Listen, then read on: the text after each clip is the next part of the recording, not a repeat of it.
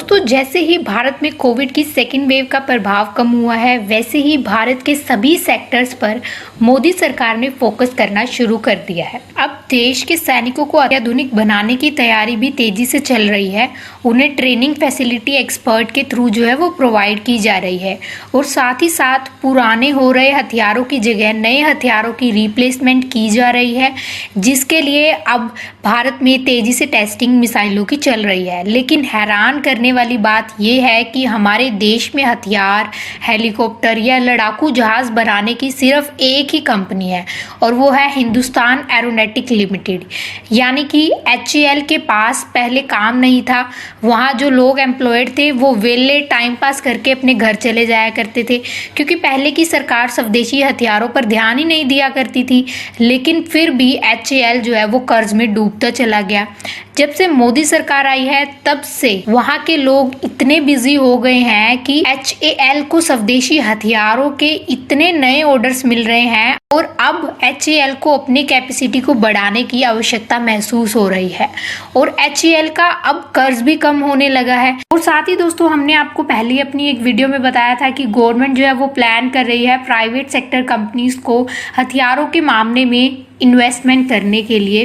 दोस्तों, ये भी सच है कि इन फ्यूचर अकेला HAL स्वदेशी और विदेशी डिमांड और सप्लाई को पूरा नहीं कर सकता।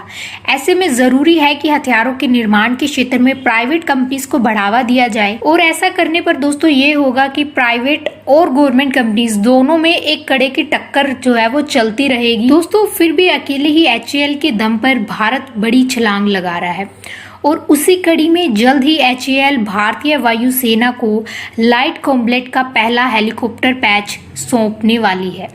जैसे कि वायुसेना को 65 लाइट कॉम्बैट हेलीकॉप्टर की ज़रूरत है, वहीं भारतीय थल सेना को 114 अटैक हेलीकॉप्टर्स की ज़रूरत बताई गई है। और जैसे कि माउंटेन्स वाले इलाके में हल्के हेलीकॉप्टर्स की ज़रूरत होती है और भारत का LCH दुनिया का सबसे हल्का और काफ़ी एडवांस हेलीकॉप्टर है, जो कि 1200 फीट की ऊंचाई तक भी दुश्मनों को धूल चटा सकता है।